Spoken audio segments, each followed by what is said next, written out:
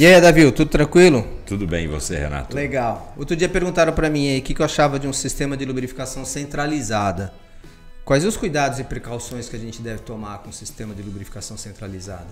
A gente já viu muito, né? Mas Sim, o que você acha? sim.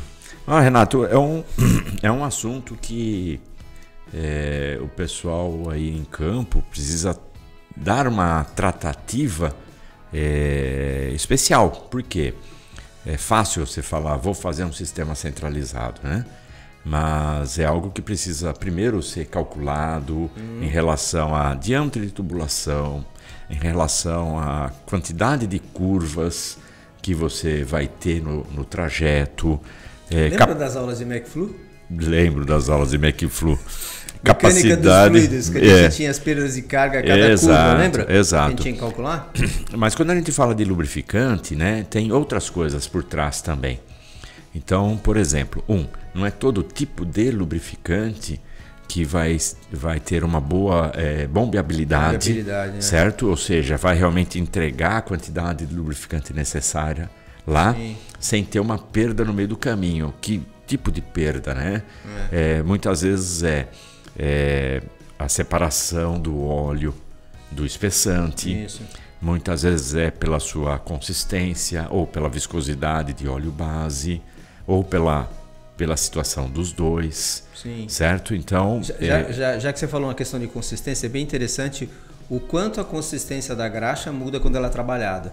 Exatamente. Então, exatamente. Quando você está no sistema centralizado que você está bombeando a graxa, você está trabalhando a graxa, né? Mecanicamente, sim, falando, dinamicamente, sim, falando, você está trabalhando a graxa. E isso faz com que a sua consistência mude. Sim. E aí, dependendo do tipo de graxa, às vezes muda muito a consistência dela. Ela fica muito fluida quando você está trabalhando. Sim, né? Exato. Então tem que ser analisado informações como, por exemplo, qual que é a penetração em repouso da graxa e a trabalhada. Né? Por mais que de repente você fale, tudo bem, ela é uma graxa 1, né? Vai funcionar, uma graxa de consistência 1, funciona bem o sistema centralizado? Sim. Na teoria, sim. Na partida, até que sim. Ponto, até que ponto, né? Se você tiver uma graxa consistência 1 com alta liberação de óleo, certo? O que já pela própria consistência vai... Já é meio natural, né? Já é meio natural. Já é de se esperar. Mas se ela tiver algo que for fora de um padrão, né? Então você vai ter muito mais óleo somente sendo levado e vão ficar resíduos, correto? E se você tiver temperaturas envolvidas... Então, assim, o sistema centralizado ele é excelente quando você tem necessidade de lubrificar muitos pontos num equipamento que de repente podem até estar próximos um dos outros. Quando eu falo próximo, 1 ou 2 metros, né, de distância. Sim. E que você precisaria despender ali muito tempo para fazer a lubrificação manual.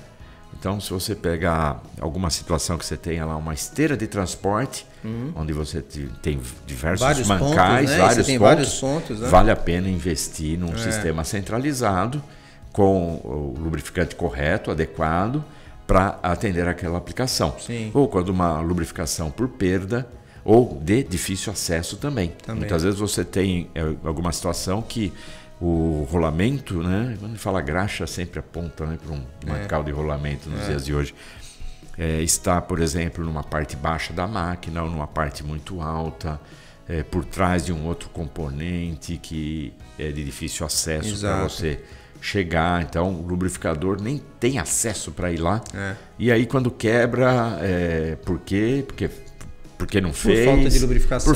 Por falta de lubrificação, né? Então... E é bem interessante isso quando você pensa na questão do sistema centralizado, no sentido de você chegar e falar o seguinte: bom, beleza, eu vou levar a graxa de um ponto ao outro, tem todas essas questões que você citou, tem as questões realmente do acesso, tem as questões no seguinte sentido: às vezes eu já vi casos em que a tubulação passa por áreas, às vezes, de temperatura elevada. Exato. Tá?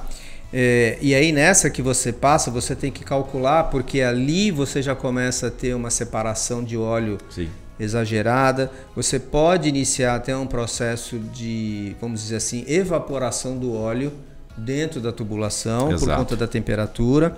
E aí, quando você começa a bombear a graxa nova para o sistema centralizado, até que essa graxa chegue ao ponto de lubrificação, às vezes você está mandando resíduo.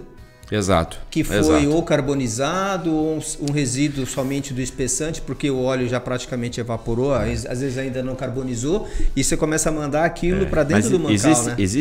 Eu tive uma experiência com um sistema centralizado de lubrificação em correntes na indústria têxtil, onde tradicionalmente a lubrificação ela é feita na entrada da estufa, né, de uma rama têxtil, e conforme o tamanho da corrente, inclusive na saída. E o cliente queria otimizar a sua lubrificação e ele resolveu fazer o quê? Levar o ponto de acesso até o meio da estufa para também fazer uma lubrificação lá, porque ele estava entendendo que o lubrificante não estava funcionando de forma adequada. Aí o que acontece? Quando você tem um sistema centralizado de óleo, na qual você vai ter um pulso atuando para que ele faça a lubrificação, né? Pulverização ou gotejamento, você tem um trecho que na verdade o lubrificante está parado. Sim. Certo? Então, quando a gente fala, por exemplo, uma lubrificação por pulverização ou gotejamento, não está 100% do tempo. Né? Ele vai, aplica até ter a condição total ali da corrente, espera um pouco, depois dá o time de novo, ele aplica novamente. E nessa que ele não está aplicando, então o lubrificante está todo parado dentro da tubulação e exposto a uma temperatura constante. O que acontece? Degrada o lubrificante, seja óleo, seja graxa, no interior da tubulação. E aí, quando você vai lubrificar, como está tudo degradado, você joga pouco, ou você não joga. Você manda o lubrificante degradado lá dentro. Ou joga, né? Exatamente. Isso me fez lembrar nos casos de fundição sob pressão, em que você tem o sistema de lubrificação automatizado do pistão de injeção e você lubrifica a cada tiro, né? A cada injetada você vai lá e joga o óleo no pistão de injeção. Você tem um desenho certinho que deve ser o desenho do formato da tubulação, para que o óleo exatamente não fique depositado ali, porque você está praticamente com o sistema, a cada tiro você vai mandar um pouco. Se você deixa um pouco de óleo ali parado na tubulação, tá? E por conta do calor irradiado, você já começa a ter uma certa degradação. Aí o que vai acontecer? No próximo pulso você vai mandar aquele lubrificante degradado, vamos dizer assim, para dentro da câmara. Isso. E vai cada vez ali vai degradando cada vez mais. Até não sair nada, né? Exato. E tem outro ponto que eu acho que é importante, que é a questão da lubrificação centralizada. É assim, na minha visão, utilize o lubrificante de forma, nesse sistema, para curtos intervalos de relubrificação. Curtos, sabe? Algumas vezes por hora, sabe? A cada, por exemplo, sei lá, 7, 10, 15 minutos você vai lá e lubrifica, porque não faz sentido, na minha visão, você ter um sistema centralizado que você vai mandar graxa de repente uma vez por dia. Não pra compensa. Que isso? Não compensa. Sabe? Então as pessoas têm que pensar, legal, você tem todas essas exigências que você citou, difícil acesso, a condição um pouco mais complicada e etc. E aí você pensa assim, e eu vou fazer isso uma vez por dia? Não justifica. Não justifica. Verdade. Então, eu acho que a lubrificação centralizada é muito boa, mas ela tem que atender alguns certos pré-requisitos. Sem dúvida. Beleza? Muito bom. Valeu.